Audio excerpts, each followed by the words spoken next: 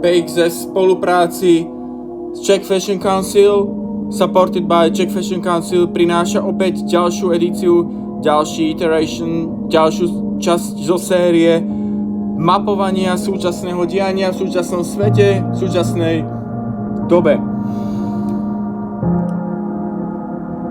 Dnes začíname so syntetickým music device, s týmto prístrojom, ktorý je nádherne vytunovaný v duchu stredovekej doby. Máme tam krásne skripty, máme tam krásne insignie stredoveké ako z iluminačných kníh, nádherné číslice, nádherný divný popis, niečo, čo teda kombinuje stredovek, kombinuje 80. roky a kombinuje súčasnosť. Veľmi krásny, divný, eklektický mix, ktorý sa ešte navyše volá Teenage Engineering značka. Takže very sign of the times product. Scorching. Keď vám zabehne, keď niečo vidíte, keď sa pousmejete ironicky nad tým, čo vidíte, to je scorching.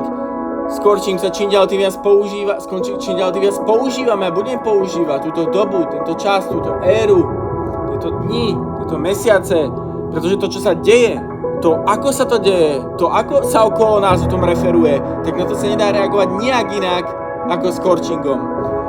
Pousmejeme sa ironicky, zasmejeme sa tomu, pretože v tomto slove sa naozaj ukrýva takéto kultúrne kaše roku 2024. Gourmet fragrance, pretože ľudia sú posadnutí jedlom, pretože sme posadnutí vôňami. V spojitosti s gourmet fragrance, vône, ktoré predstavujú, zosobňujú, reprezentujú, ironizujú, ikonizujú jedlo. Takže vône, ktoré nám páchnú alebo voňajú ako nejaké jedlo.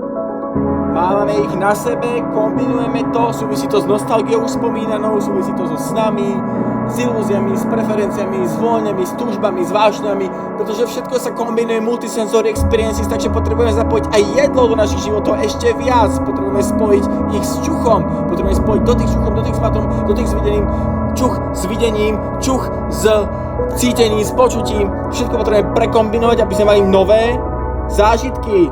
Takže Gourmet Fragrances is one of the hyped year, one of the hyped word, one of the hyped phenomenon tohto roku, tejto doby.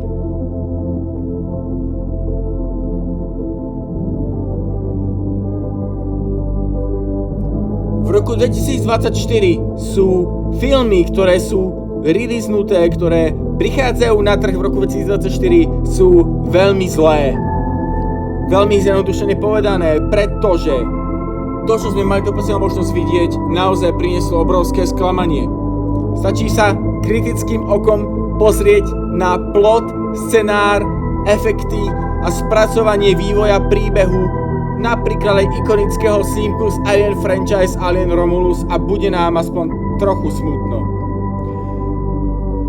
Stačí sa pozrieť na snímky ako remake jedného z najkultovejších, najslavnejších hororov Omen, alebo First Omen, všetkých Čech z 50. rokov, The First Omen z roku 2024, kde hrajú vynikajúce osobnosti, ale výkon niektorých postav, umelé scény, umelé vývoje, situácie a neskutočne úbohá kvalita spracovania je do plaču z toho. Takže v roku 2024 naozaj nás sklamáva jeden film za druhým a neviem, či bude niečo dobré. Ja osobne mám ukrytý jeden poklad, ktorý tí z vás, ktorí počúvajú, teda všetci, ktorí počúvajú a pravidelne odoberajú veci, vedia, že nejaké poklady mám vždy na rozdávanie. Jeden z tých pokladov je norský film Handling with the Undead, takže nejaké dealovanie s nemrtvými, alebo ak by sme to preložili, prichádza na trh tento rok a podľa mňa to bude najlepší film tohto roka. Ale nechajme sa prekvapiť, možno budem opäť sklamaný. Dysynchronicity, disfatality.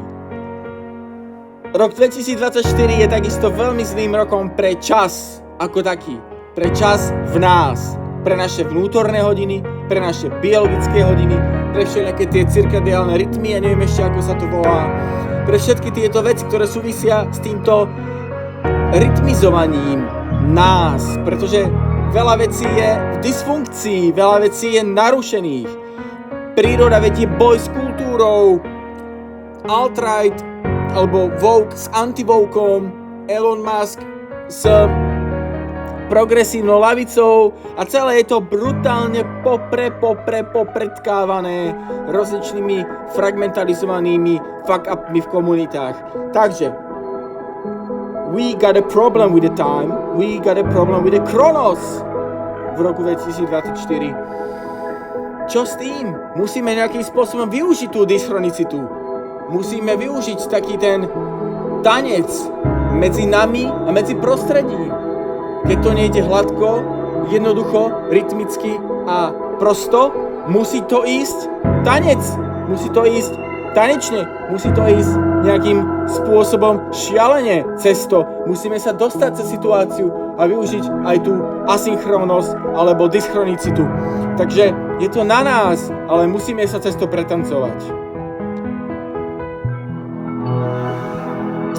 A vybral som pre vás aj tie najpozoruhodnejšie looky, ktoré prichádzajú na trh tieto dni, takže posledné augustové dni roku 2024, jeden z tých najzaujímavejších pozoruhodných labelov, respektíve polovica augusta 2024, ako kedy to droplo, je Jordan Luka a jeho second drop Fall Winter 2024. A vidíme, že tie kúsky sú veľmi, veľmi nadčasové. Je to niečo pre mňa ako Helmut Lang, je to veľmi niečo, čo označujem ako New Classics alebo Non-Classics. Je to funkčné, kombinovateľné, čisté, vyčistené, jednoduché, zároveň novátorské, veľmi malými drobnými úpravami. Skrátka, podľa môjho názoru výnimočné. Ďalej veľmi pozoruhodný fenomén v tejto dobe, v tejto ére sú mužské sukne. Ale mužské sukne nie je také, aby sme si oživili šatník a nejakým spôsobom spestrili našu appearance. Je to skôr spôsobom, kedy sa male skirts dostávajú do šatníkov a do garderob a do zorných pól customers a vôbec značiek práve tým, že tá kultúra v tejto dobe je veľmi psychotická. Male skirts predstavujú niečo ako kolektívnu psychózu, predstavujú niečo ako psychopatický prvok v oblečení, v stylingu, v garderóbe. Niečo, čo keď si dáte na seba a nakombinujete to, tak budete pôsobiť dosť drsne, dosť divne, dosť frightening, dosť terrific. Takže male skirts vyobrazujú skôr tento fenomén a napríklad label Namesake. Každopádne nechcem mi povedať, že to nemôže oživiť šatník. To práve, že môže a to aj je potreba. Ale treba počítať s tým, aké vlny, aké odozvy a čo všetko to v tomto stave kultúrnych vojen môže spôsobiť a spôsobovať.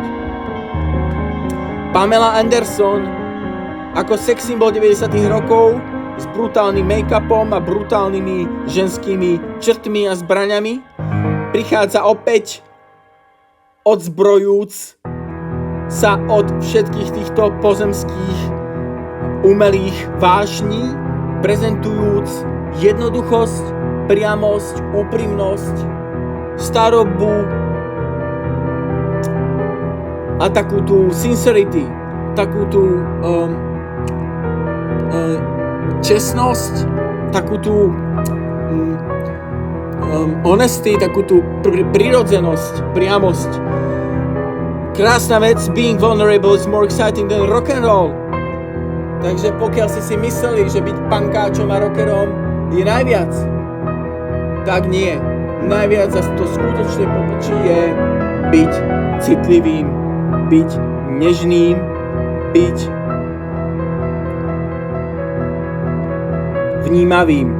Pretože jedine pokiaľ takto žijeme, dokážeme vnímať o mnoho hlbšiu paletu podnetov, vplyvov, vecí, senzácií a dokážeme mať o mnoho obohatenejší život v konečnom dôsledku, napriek tomu, že to veľmi bolí, že veľmi cítime všetky tie problémy v nás, mimo nás, okolo nás, pri nás, ale vždy to stojí za to, pretože to je tá skutočná sloboda, nezatvárať si oči pred ničím, ale prežívať všetko naplno.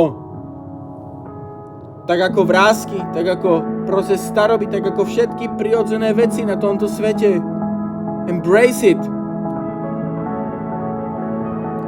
A Lucifer ako kultúrna ikona iluminátov, ako jeden zo záverečných, spektakulárnych obrazov kontroverzných hier v Paríži, ako osobnosť, ktorú sledujú, nasledujú a vzývajú, worshipujú všetci tie šedé eminencie v pozadí. Takže aj o tomto je rok 2024. A aby som sa ešte dostal tam, kde som sa chcel dostať, keďže som sa trochu popreklikoval, ale aj o tomto kultúrnom mixe to tu je. Za Luciferom tu mám pre vás veľmi jasný, priamy odkaz. A je to veľmi vysoká frekvencia týchto jednoduchých, grafických, radikálnych znakov a symbolov. Jeden z tých najmarkantnejších príkladov je čierny kríž na bielom poli. Jeden z hlavných symbolov a znakov roku 2024 kultúry tohto roku je obrovský brutálny clash, je obrovský kultúrny kontrast medzi bielým a čiernym, medzi modrou a červenou, medzi demokratickou stranou a konzervatívnou stranou, medzi woke, progressive leftist a alt-right, konzervativist, medzi dedinou a mestom, medzi dieťaťom a dospelým, medzi elektronikou a analógiou a medzi kultúrou a prírodou. Všetci všetko nejakým spôsobom chcú hnať na kontrast. Takže jeden z dôkazov a prejavov tejto doby je naľavo najnovší single Marilyn Mansona a čierny kríž na bielom pozadí a najnovší merch od Kanyeho Westa a čierny kríž na bielom tričku. Takže toto je jeden z ďalších znakov tejto doby.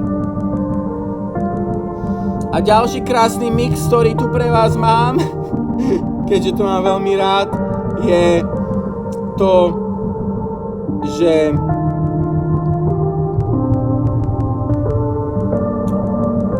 kultúrny eklekticizmus.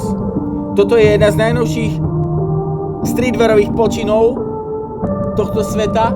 Je to debutová kolekcia Luka Sabata, ktorý je streetwear impresario a vôbec jedna z najinfluenčnejších osobností v oblasti módy a streetwearu za posledné roky až desiatky rokov. Momentálne prichádza s svojou vlastnou fashion design líniou, kolekciou, ktorá kombinuje takéto divné veci. To znamená obrovský pricing k tradícii našich otcov, kultúry, histórie, Chicano, Grandfathers, nejakých vagabondov, takže proste kultúrnych ikón z 90. rokov, Prison, ľudí z väzenia, ktorí si prežili ťažkým osudom, vytetované hlavy, tetovania z väzenia, tetovanie Krista na hlave, do toho sako, klasické pánske sako s prúžkami a na tom ešte k tomu pravoslávny kríž alebo triple cross. Brutálne, ťažké, síte, eklektické, kultúrne kombinácie. A toto je takisto od neho, je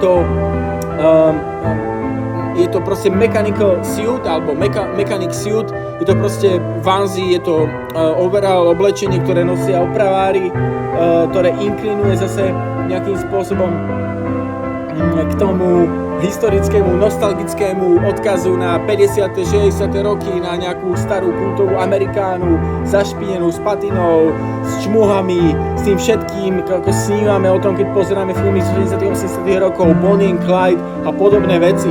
Takže veľmi silný kultúrny odkaz, veľmi silné hnanie na tradíciu a na staré, overené veci, ktoré majú historickú relevanciu.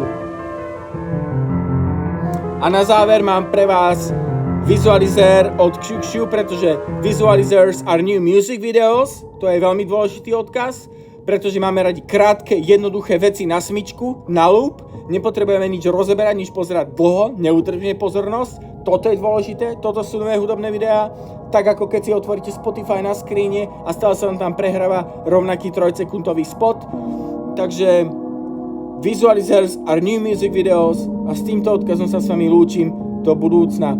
Ďakujem za pozornosť.